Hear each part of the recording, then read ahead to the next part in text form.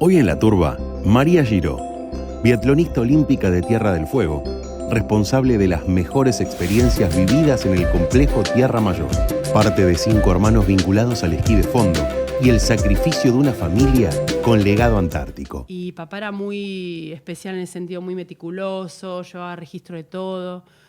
Y bueno, eso lo ayudó después a planificar la expedición invernal y después a planificar la expedición al Polo, que cuando estuvo como jefe de base Belgrano en el año 65, le dieron la tarea, por su experiencia y todo, de planificar la expedición al Polo en un periodo de 2 años. La cosa que en octubre ya estaba lista. En octubre del primer año. Sí, hasta en 6 meses estaba y bueno, mi papá decía que había que salir sí o sí en octubre porque si no corrían riesgos de que todas las mediciones que habían hecho, grietas y todo, se perdiera y que la base Belgrano saliera a navegar, que fue lo que pasó. Así que nada, sí, siempre veía un poquito más allá. La tenía clara. Sí. La Turba, voces fueguinas, voces de nuestra gente. Bienvenida, les presento a María Giró.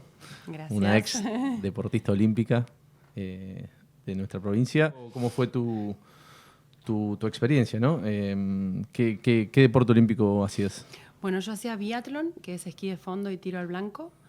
Y ya desde la década del 80, que vino acá por primera vez el equipo militar, en ese entonces eran más militares que civiles, digamos, lo que practicaban. Bueno, aprendimos y a mí me encantó. Ya era chiquita, bueno, tan chiquita, pero fue fascinante y siempre el fondo fue algo que me apasionó, así que la combinación es la combinación perfecta. Perfecta. ¿Y sí. por qué se combina esquí de fondo con tiro blanco? Mira, en realidad es un deporte que viene de la guerra de los países nórdicos, que se desplazaban de un lugar a otro con esquíes tipo travesía, que eran los que se usaban antiguamente. Después como que se derivó en 2 ramas, lo que es el alpino y lo que es el fondo, y el travesía siguió como el tradicional. Y ellos iban vestidos de blanco y con la carabina al hombro, con el falo, con lo que con tendrían que sacudir. Sí. Y bueno, y después se fue adoptando como deporte. Primero militar y después como deporte olímpico. Así. ¿Y cómo te fue cuando competiste? ¿Cuántas veces competiste? Bueno, yo competí en el 92 en los Juegos de Albertville y la verdad es que ese fue mi mejor resultado porque fue a la mitad de la tabla. Le pegué todos los tiros, que eso fue buenísimo. Un día que vos no veías a 2 metros porque estaba nevando, o sea, se ve que ahí afinás más la precisión. Y los esquíes me los habían preparado los tanos, o sea, volaban. Entonces, digo, mejor que eso no me podía haber ido nunca. Así que con ese resultado quedé muy satisfecha. Muy bien. Y después en los de Lillehammer, que fue en Noruega, no me fue tan bien, pero el escenario era fantástico. En la cuna, el esquí de fondo, alentarte en toda la pista, gente con las banderitas. ¿Quién es María Giró? Empezando por ahí por papá, que puso la semillita, que me dio el apellido, que es un poco lo que caracteriza a la familia, digamos, el apellido de Giró.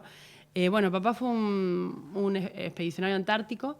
Él estuvo desde la década del 50, 58 hasta el 66. Uh-huh. Y él, planificó y llevó a cabo la expedición invernal, que fue una de las más difíciles que se hizo en la Antártida a nivel internacional, cruzando todo, o sea, desde base Esperanza a base San Martín, cruzando la cordillera. De eso se usaron tractores y trineos con perros, pero en su totalidad fueron con trineos con perros. Cuando fue el cruce tuvieron que dejar los tractores y es ahí donde el perro fue el protagonista, digamos, ¿no? ¿Expedicionero civil o no, militar? Él era parte del ejército argentino. Sí, papá era... Bueno, él se retiró como mayor, era oficial del ejército. Sí. Y después, él había adquirido mucha experiencia los 2 primeros años, donde tuvieron que estar con muchas campañas, pues se les quemó la base, tuvieron unos cuantos incidentes que hicieron que tuvieran que estar mucho de campaña. Y papá era muy especial en el sentido muy meticuloso, llevaba registro de todo. Y bueno, eso lo ayudó después a planificar la expedición invernal y después a planificar la expedición al Polo, que cuando estuvo como jefe de base Belgrano en el año 65, le dieron la tarea, por su experiencia y todo, de planificar la expedición al Polo en un periodo de 2 años. La cosa que en octubre ya estaba lista. En octubre del primer año. Sí, hasta en 6 meses estaba y bueno, mi papá decía que había que salir sí o sí en octubre, porque si no corrían riesgos de no que todas las mediciones que habían hecho, grietas y todo, se perdiera y que la base Belgrano saliera a navegar, que fue lo que pasó. Así que nada, sí, siempre veía un poquito más allá. La tenía clara. Sí. Y bueno, y él se enamora de Ushuaia cuando pasa por primera vez en el 58. ¿Cuántos inviernos hizo en la Antártida? Y él del 58 hizo? Al 60, después del 62 al 63 y después del 64 al 66. Si él te tuviese que resumir qué era la Antártida para él, ¿qué te decía? Y en realidad era como todo, digamos. Él, nosotros siempre decimos que mi papá tuvo como varias vidas, ¿viste? La vida anterior a conocer a mamá, que fue la de la Antártida, netamente expedicionario y de alma, digamos. Y para él era, sí, la Antártida era todo. O sea, vos lo escuchabas hablar y es más, hoy en día que hemos encontrado sus relatos, sus diarios escritos, vos decís, wow, cuánta pasión, ¿no? ¿Tenés fotos? ¿Tenés sí, videos? Hay mucho registro, muchos videos, sí. Y eso, bueno, estamos todo compilándolo para el museo. Pero la verdad es que sí, hay mucha data, A papá le gustaba siempre sacar fotos, filmar. De hecho, está la filmación de Poncho tirándose en paracaídas, que fue un experimento que hizo papá en la Antártida en el 66. Mirá. Ellos antes de la expedición al Polo habían hecho un rescate de un avión que se había caído, donde el piloto y la gente que estaba con él quedaron desamparados, sin comunicación y sin nada. Y bueno, y papá lograron rescatarlos. Y a raíz de eso dijo, bueno, tenemos que hacer una prueba, por si en el caso que no podemos acceder por tierra, que por avión le lleguen los víveres, un trineo desarmable, los perros, para que puedan volver por lo menos en trineo. Y bueno, fue un éxito. Poncho, que fue famoso, un perro Contame polar la historia argentino. de Poncho. ¿Un perro polar? Perro polar es raza? una mezcla de razas de trineo que que el ejército argentino crea en la Antártida. Y bueno, Poncho era el perro característico. Él nació en el 61 y murió en el 16 años. Estoy mal, 77. Y bueno, Poncho hizo la expedición al Polo. Si bien no llegaron al Polo los perros, pero hizo todo el primer tramo hasta Sobral. ¿La expedición del Polo es la de Pujato? No, es mucho después. Mucho después. Sí, claro. Pujato tenía la visión de llegar al Polo y bueno, fundar las bases. De hecho, papá era re fan de Pujato. O sea, como que se por eso te pregunto mutuamente. Porque viste que siempre nos pasa en Argentina, o lo veo mucho, que no reconocemos mucho a nuestros héroes antárticos. Sí. ¿Viste? Tenés a Pujato, tenés a Olesa, bueno, sí. tenés a Irizar, tenés a, si el buque no se llamara Irizar, no hablaríamos de Irizar nunca. Sí, por ahí toda la gente que no está al mando, pero que sí hizo un montón de cosas. Exacto. Bueno, de hecho, papá hizo un artículo en el 66 donde dice héroes que solemos olvidar. Exacto. Y menciona a Pujato y a Sobral en ese artículo. Alfredo Sobral también, sí. Bueno, papá era súper fans y bueno, se admiraban mucho los dos. Bueno, y entonces en uno de esos viajes, esas expediciones, viene a Tierra del Fuego, viene a Ushuaia. Se enamora de Ushuaia en el 58, fue un amor a primera vista. Y antes de la expedición al Polo en San Juan conoce a mamá en una conferencia. Mamá estaba estudiando profesorado de geografía y... ¿Él era sanjuanino? No, papá cordobés, mamá porteña, nada que ver. O sea, pero por la Antártida se conocen en una provincia que ninguno de los dos estaba en común. Claro. Sí, súper loco. Cuando se casan, en el 66 se casan, en noviembre. En Buenos Aires. Están 2 años en Córdoba destinado y ahí papá pide el retiro. Y junto con mi tío Ricardo y mi abuelo Conrado surge la idea de venir al sur a hacer un hotel, a construir un hotel. Entonces, bueno, ahí papá decía Ushuaia, insistía con Ushuaia, ¿viste? Decían, Ushuaia, ¿quién lo conoce? Años 70, imagínate. Sí. ¿Y cómo va a llegar la gente hasta allá? Ushuaia, decía papá, bueno, la cosa que viejo era duro. Sí. Y bueno, llegaron a Ushuaia a principios del 70 con la empresa familiar. Construyen el Hotel Antártica, que por muchos años fue muy característico de la ciudad, porque estaba en la parte alta de... Sí. Ahí arriba del cementerio, en esa loma. Hoy está tapado todo con los árboles porque los árboles crecieron. Sí. Pero bueno, construyen el hotel y bueno, de ahí de a poco es como que van viendo de crecer, de formar la agencia de viajes. Vieron que el turismo era una linda herramienta para el desarrollo, no solo el hotel. Entonces, bueno, vino la agencia de viajes. Y a papá siempre le había quedado esa idea picando de la nieve, ¿viste? Era como, claro, su primer amor.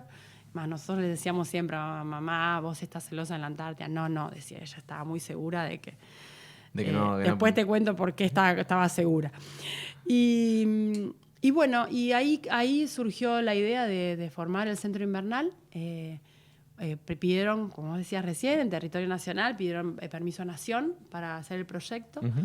Fue aprobado y bueno, en el año 75 empezaron a ver toda la zona del valle. Papá, como buen antártico, empezó a ver dónde se acumulaba más nieve, dónde hacía más frío. Bueno, después las cosas fueron cambiando, el clima fue cambiando. Hoy por ahí no es lo que era antes, digamos. Sobre todo el viento, que es más ventoso, y por ahí el barrio un poco más el valle. Y bueno, decidieron ahí en Tierra Mayor comenzar con un refugio chiquitito, que hoy lo ves, está como estaba antes, que tiene la puerta ancha, y vos decís, una puerta tan ancha, y bueno, porque cuando terminaba todo, guardaban las motos ahí adentro. O sea, las motos entraban y quedaban ahí en el resguardo. Era depósito aparte. Sí. Con los años, bueno, pusieron los galpones y fue creciendo el centro invernal, ¿no? ¿Y vos en qué año nacés? Yo en el 72, hace mucho. 72. Y no soy fueguina la pregunta, porque dice, no. Vos, me fueron porfiados, me fueron a tener a Buenos Aires y me trajeron. O sea, sí. ¿Cuántos hermanos tenés? Somos 5 hermanos, yo soy la cuarta. ¿Los 5 viven acá? 3 vivimos acá, sí. ¿Y están todos involucrados en el proyecto? Sí, somos todos ahora una empresa familiar. Sí, desde ya hace unos años somos 5 socios. Si bien mi hermana mayor falleció, está mi sobrina en su lugar, así que está bastante bueno. Qué lindo, está cada bueno. uno con su especialidad, digamos. A mí me mandan siempre a hablar. Pero bueno. Vos sos las relaciones públicas de... Sí, pero bueno, cada uno tiene su toque y bueno, un poco también heredamos esa pasión por el lugar y nada, O sea que bueno, tu pasión por el esquí nace ahí, básicamente. Sí. Por el ecosistema en el que naciste, viviste y transitaste. Sí, es así eso. es. ¿Y un referente del esquí? ¿Un referente del esquí de fondo? ¿Mío? Sí. Ay, no sé, yo no suelo tener muchos ídolos, pero referentes a nivel personal, que nos ayudó mucho a esa pasión, ¿viste? A bancarnos el frío, fue el Chueco Velázquez, Demetrio, que ya había venido en su momento y trabajamos en las pistas y eso con la parte del biatlón, era de ejército también. Y el Chueco, la verdad es que nos inculcó el amor por el deporte sacrificado que hacíamos, porque en realidad vos te pones a pensar y es bastante duro, o sea, te tiene que gustar sufrir. Y sí. Bueno, nos inculcó es que nos guste sufrir.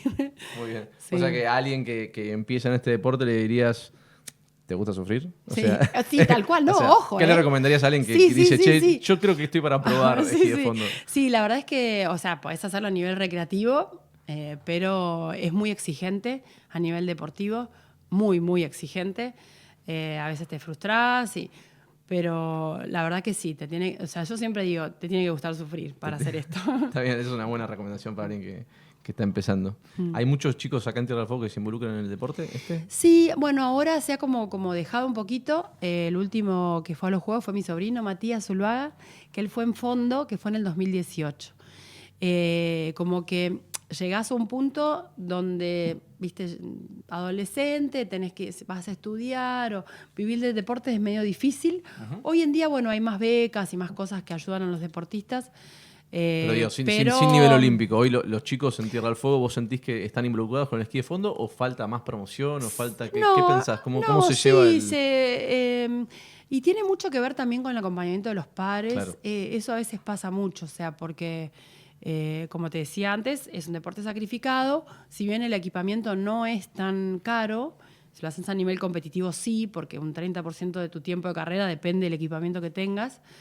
Pero hay mucho semillero, muchos chicos, muchos padres que les gusta la montaña, que llevan a sus hijos y bueno, de ahí van a salir buenos, yo creo. Pero hubo como un parate, digamos, ¿no? Se mesetó y ahora está subiendo de vuelta. Y ahora está surgiendo de nuevo, sí. Qué bueno. Y bueno, es espectacular. Con la pandemia también surgió mucho esto de salir al aire libre, de que los padres también conozcan otras cosas. Y viste que cuando fue la pandemia cortó todo, cerró todo y empezaron a abrir los centros al aire libre. Claro, entonces, bueno, nosotros fuimos uno de los pocos que es como empezamos el fenómeno a del trabajar, pádel, es como el fenómeno del pádel, ahora se trasladó sí, más o menos. al esquí de fondo. Bien. Y bueno, y ahí muchos padres se engancharon con sus hijos y bueno, nada, buenísimo. Bienvenido sea. Capítulo Turismo Antártico. Capítulo de turismo antártico, sí. Contame un poco qué pensás, cómo está hoy No, hoy es grandioso, o sea, hay de todo. Bueno, en la década del 80 había pocas empresas, bueno, una de las empresas era la de papá. Hoy puntualmente ustedes, ¿cómo se relacionan con el turismo antártico? No tenemos relación con turismo antártico después del hundimiento de la Bahía Paraíso, lamentablemente. ¿Ahí cortó? Sí, porque bueno, se dio justo con la época económica argentina mala y no se pudo conseguir financiamiento para buscar buques afuera. Entonces se complicó y se cortó. Y anímicamente a mi viejo eso lo tiró bastante abajo porque, claro, era su motor, ¿viste? Así que, pero hoy es un auge, hoy es una cosa de loco. Estamos arriba de 340 recaladas por año. Sí, y es hermoso. Sí, es hermoso. Siempre hablamos de lo importante que es tener todo este espacio, todo este ecosistema bien conservado, porque la gente viene a buscar esta experiencia única, ¿viste? Sí. Entonces también hay que ser cuidadosos eso es muy importante, con el ecosistema que tenemos. Es muy importante cuidar nuestra tierra, o sea, nosotros nos sentimos como nuestra, pero bueno, también hay que sentirla como que es de todo el mundo, ¿no? Claro, pero bueno, nosotros como que decimos, la Antártida Argentina, pero bueno, un poco tenemos que dejar de pensar así porque es de toda la humanidad, de hecho hay un tratado firmado y hay un compromiso. Pero bueno, mientras que la cuidemos, la sentimos como nuestra, está bueno eso, ¿no? Y se va a dar el debate probablemente en el 2042 cuando se tenga que volver a firmar o no el Tratado Antártico. Va a ser toda una discusión porque el continente antártico no es ni más ni menos que la reserva de recursos naturales del mundo. Entonces, cómo llegue Argentina y cómo llegue Tierra del Fuego, esa discusión es directamente proporcional a cuánto peso va a tener nuestra opinión en esa mesa, ¿no?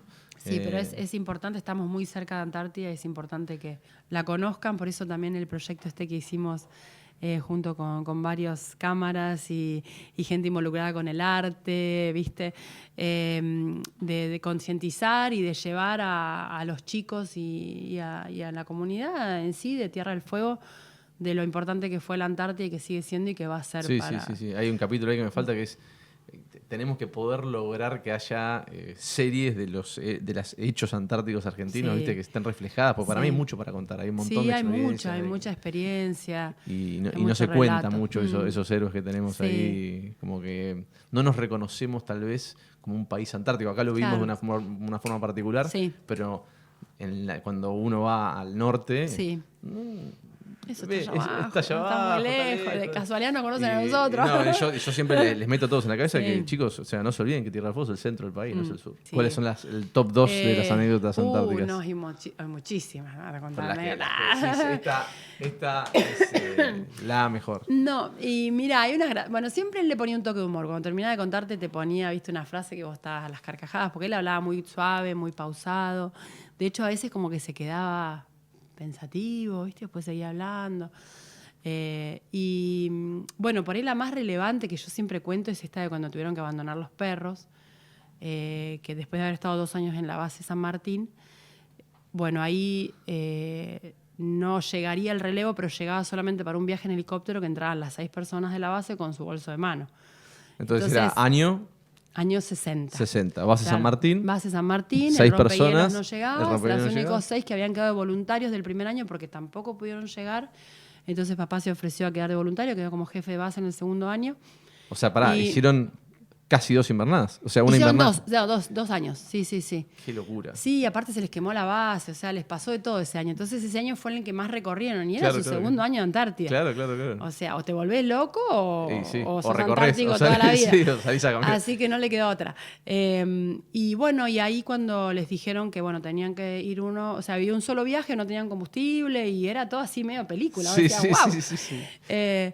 Y bueno, eso siempre contaba papi. Y bueno, cuando llega el momento de ellos tenían los perros en la base. O sea, ¿cuántos perros te dijo, sabías? No sé exactamente, porque la parte mala no me la contaba. Claro. Y bueno, papá dijo, bueno, llevemos el bolso de mano, es un perro cada uno, o sea, 30, 40 kilos, un bolso de mano. Y bueno, llevaron un perro cada uno, subieron al helicóptero con el perro, cuando bajaron en el barco lo querían matar a mi viejo. Claro. Y ahí, bueno, lo arrestaron. De hecho, la otra vez buscando papeles encontramos los documentos, mirá si era con lujo de detalle, que registraba horario, lo que pasó, porque vino una historiadora a ver un poco los relatos de papá, las cosas que teníamos y eso para ayudarnos a armar el museo. ¿Dónde lo van a armar el museo? ¿En Tierra Mayor? Sí. Sí, la verdad que vale la pena hacerlo ahí. Y ahí yo le contaba esta anécdota de los perros, ¿no? Y yo digo, en algún lugar tiene que estar registrado esto. No puede ser que papá se le haya escapado. Y estaba con lujo de detalle el horario que subieron al helicóptero, el horario que él llegó y se fue a hablar con el capitán y todos los entredichos. O sea, estaba todo con lujo de detalle. ¿Y ese perro lo acompañó a él después? ¿Se lo quedó? Y después, no sé realmente qué perro había sido, ni... No, puede haber sido complicado en el momento de elegir... Claro, debe haber sido complicado. Muy complicado, sí. Aparte de 2 porque años de hecho, supongo que los otros perros los tuvieron que sacrificar porque si no se morían. Y esto lo sé por un compañero de él, Abel Balda, que también era antártico y era re amigo de papá, que él nos contó una vez que una vez tuvo que sacrificar un perro, supongo que haber sido ahí, y que cuando le puso la pistola en la cabeza, el perro le lamió la mano. No. Entonces dijo, no, yo no lo... O sea, se lo dio a otro que lo haga. Yo no lo puedo matar. O sea, eso fue terrible. Y eso no lo escuché de mi viejo. Lo escuché de un amigo. O sea, era como que él negaba las partes malas, trataba de pasarlas por alto. Y bueno, y era siempre eso, contaba cosas de Antártida y siempre aparecía alguna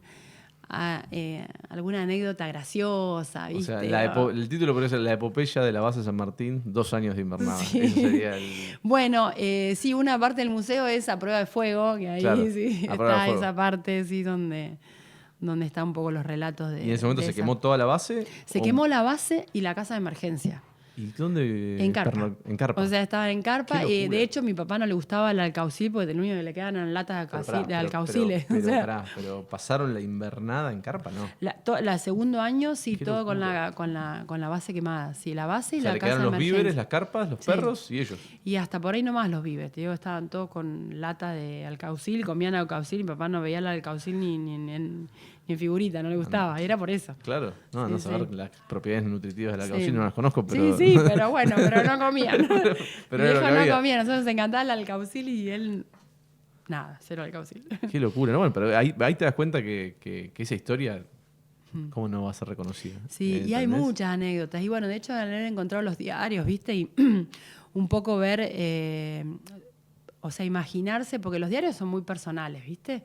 O sea, él llegaba, escribía sus cosas diarias. De hecho, hubo 6 meses que no escribió nada porque estaba mal de ánimo y después, retomó y contó un poco lo que había pasado. y la verdad es que vos a veces te pones a leer, te imaginás ahí al lado de él en la carpa, o sea, el sentimiento que... O sea, encima que escriba tan lindo, decís, wow... Pero bueno, parte de esos relatos van ahí transcriptos en el museo. Sí, la idea es llevarlo a las escuelas. O sea, es el fin, es que los chicos, mediante un personaje, se acerquen a la Antártida. Un personaje, anécdotas, fechas puntuales. Viste que los chicos con las historietas los haces estudiar un montón. Bueno, esta es un poco la idea. Espectacular, es muy necesario y creo que también tenemos que llevar de vuelta al cine, a las series, toda nuestra historia antártica para traerla de vuelta, que la tenemos ahí tenemos abandonada, pero aparte porque las historias son nutritivas en términos de guión para cualquier contenido, o sea, realmente la historia que me acaba de contar de eso Martín, es una locura. Yo veía Rescate en la Antártida y digo, wow, claro, o sea, la película es espectacular. uno la ve y parece que es una cosa irreal y son cosas que pasaron. Por eso te digo. De hecho, una parte de los diarios cuenta papá que había uno de los perros que había sobrevivido a una expedición inglesa, se les abrió el mar y obviamente los tipos murieron, los ingleses. Y ellos soltaron a los perros y algunos sobrevivieron y aparecieron en la base con toda una costra de hielo en el lomo. O sea, uno de esos perros era Jorgito, dice que mi papá lo habían bautizado como Jorgito, ¿viste? Que dice que a él iban todos sus mimos, como que era el huérfano, ¿viste? Claro. O sea, han pasado muchas cosas en la Antártida, ¿no? Lo que te debe hermanar estar 2 años ahí en invierno con los otros terrible. 5 amigos o compañeros que tenía ahí, debe haber sido terrible. Sí, lindo, muy... En aquella época, ¿no? Sin comunicación, sin ropa adecuada, sin instrumento satelital como hay ahora, o sea, era todo... Tirarse a la pileta, no sabés si había agua. Estaba fresca la pileta. Sí, más Estaba o menos. bastante fresca. Bueno, para el que no conoce Tierra Mayor, que no es de Tierra del Fuego, que nosotros sabemos lo que es, pero para el que no conoce, ¿cómo lo definirías? Bueno, Tierra Mayor es como un santuario, digo yo, natural, porque es un centro invernal que está emplazado en un lugar mágico. O sea, tenés el valle, todo rodeado de montañas, te alejas un poquito más de la confitería y encontrás el bosque.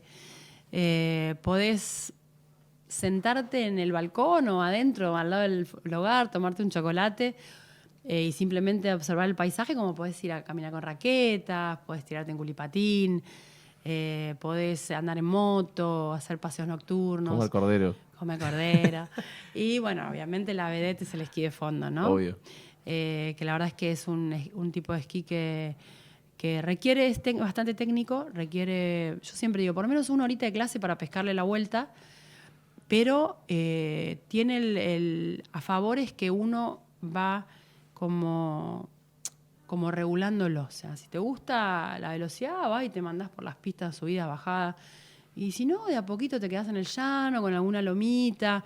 En ese sentido es amigable a cualquier tipo de persona, a cualquier tipo de edad. Puede un chico de 4 años con una persona de 75, 80 años. No hace falta saber esquiar. Para los que no saben, no hace falta saber esquiar. No, pero requiere un poquito de técnica. O sea, para disfrutarlo, ¿no? Porque si no te morís. Sabiendo que es sacrificado, como dijiste al principio, que vas a sufrir un poquito. No, bueno, tampoco lo planteo así porque no ve nadie. Pero bueno, de a poquito es amigable, digamos. Okay. ¿Y qué más? ¿Es tu lugar en el mundo, Tierra Mayor? Sí. ¿Sí? 100%, sí. ¿Sí? Ese es el lugar. Sí. No hay duda. No hay duda. ¿Cuántos meses del año pasas ahí? No, yo vivo ahí. Ahora tengo un departamentito, pero bueno, mi lugar es ahí, ¿viste? O sea, yo termino, soy feliz y me quedo ahí. Perfecto. Me quedo junto a la estufita, una copita de vino. Sí. No, está bien. No, pero sí, es mi lugar, sí, 100%. ¿Y qué soñás? ¿A dónde querés llevar el proyecto? ¿Hasta dónde lo querés llevar? Y en realidad el proyecto es como que lo quiero ver, no te digo terminado en sentir, bueno, hasta acá llegamos, pero sí por lo menos redondear lo que fue su proyecto original, que fue terminar el hotel y... terminar el hotel, museo. Sí, museo, hotel. Museo, hotel. Papá, cuando empezó a hacer el hotel, o sea, vos tenés un área central, un ala que es la de las habitaciones, y la otra ala que va como al refugio. El proyecto original tenía la misma dimensión, donde vos tenías una pileta, re loco, en el año 80, pileta cubierta, donde vos veías el valle con un sauna, gimnasio. No te digo esa parte, sí por lo menos el hotel, tenerlo terminado y que la gente se pueda quedar y pueda realmente tener la experiencia de quedarse a dormir ahí, que es fantástico el lugar. ¿Y hay algún evento internacional que les gustaría albergar ahí? ¿Algo que se pueda proyectar? Que queremos llegar hasta poder alojar este evento. O sea, el evento internacional bastante importante, que es la Lopet, la marcha en esquí de fondo, que es un evento que se hace todos los años alrededor del mundo. Es como un circuito internacional donde la gente, bueno, la Lopet o la Marcha Blanca, ¿no? Ahora están simultáneos, están fundidos en la misma fecha. Es un recorrido de entre 20 y 50 kilómetros donde la gente se calza los esquíes, largan todos juntos y hacen la marcha. Como una maratón, digamos. Sin tirar. Okay. Dejémosla. Porque no hay polígono en Tierra Mayor. No, pero sí. Sí, pero no. Sí, pero no lo digamos. Y bueno, la idea, o sea, además de este evento que se hace todos los años, este año particularmente vamos a hacer un campeonato sudamericano de esquí de fondo adaptado. Okay. El esquí de fondo adaptado ya hace varios años que está dando vuelta en mi cabeza, desde que vinieron los primeros fondistas paralímpicos en el año 2013. Para los que no saben, ¿qué es el esquí adaptado? El esquí adaptado es, como la palabra dice, está el esquí adaptado a una persona que tiene una discapacidad física. En este caso, nosotros empezamos viendo a los americanos, los italianos que vinieron a participar en la Marcha Blanca. Es gente que no tiene movilidad en los miembros inferiores y que necesita una silla para poder trasladarse. Uh-huh. Entonces la silla abajo calzan los esquíes y uno con el tren superior lo que hace es empujar y deslizarse sobre la misma huella que hacen la gente que tiene todo el cuerpo que puede sincronizar. Uh-huh. Y va, llano, subida, bajada, o sea, hay que trepar con doble bastón. Y bueno, ese es el esquí adaptado. Entonces, desde el 2013 que empezamos a verlo, digo, ¿cómo puede ser que no tengamos esta herramienta acá? O sea, así que bueno, en el 2018 vinieron los brasileros, trajeron una silla para que la gente pruebe. Vino Nico Lima, que es un deportista de natación, que era deportista de natación, ahora es deportista de fondo, me lo robé. Y probó, le encantó. Fue un clic que le hizo, le encantó el deporte y de hecho, bueno, el año pasado fuimos a los Juegos Paralímpicos con Nico. Y bueno, y hace un par de años empezó Omar, que es otro chico que hace 4 años que está en la isla, es más grande de edad, tiene 40 y pico de años, Nico tenía 20, lo agarramos jovencito, pero ¿sabes cómo le mete? Y a ese sí le gusta sufrir, ¿eh? Y hay muchos centros Así que se le puse el ojo la bala. ¿Hay muchos centros de esquí adaptado en Argentina? ¿O? De esquí de fondo es el único que tenemos el esquí de fondo adaptado.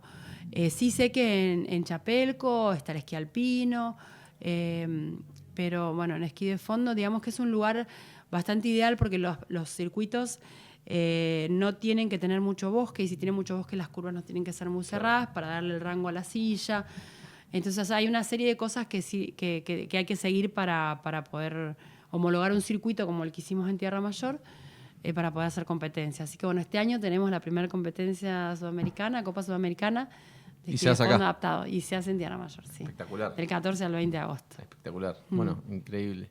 Y si le tuvieses que decir a los fueguinos, a los jóvenes que están emprendiendo, que están empezando de a poco a entender que pueden volar solos, que pueden soñar y que pueden hacer lo que quieren hacer, ¿qué consejos les darías? No, y en realidad es que le apuesten, o sea, que sigan su idea. O sea, nosotros, como te dije antes, tuvimos una época donde estábamos sin nada, o sea, totalmente para atrás y el amor a algo te hace que le pongas el cuerpo. A veces el cuerpo te queda cansado, pero eso, que sigan sus sueños, o sea, es que las etapas se van cumpliendo, a veces tarde, a veces más temprano, pero bueno, si uno tiene pasión por algo, hay que lograrlo, digamos, ¿no? Muy bien, meterle nomás, como el esquí de fondo. Sí, hay que darle duro. Sufrir un poco. Sí, sufrir un poco. Sí, sufrí. Sobre todo en este país. Todo lo que aprendemos sufrimos mucho en este país, pero bueno. Sí, sufrimos, pero nada, o sea, a veces te das la cabeza contra la pared y decís, ¿podemos hacer un paralelismo entre el esquí de fondo y aprender a Argentina en términos de sufrimiento? Sí, pero bueno, se sigue. Bueno, un placer. Muchas gracias por gracias contarnos todo esto. Gracias. La Turba. Voces fueguinas. Voces de nuestra gente.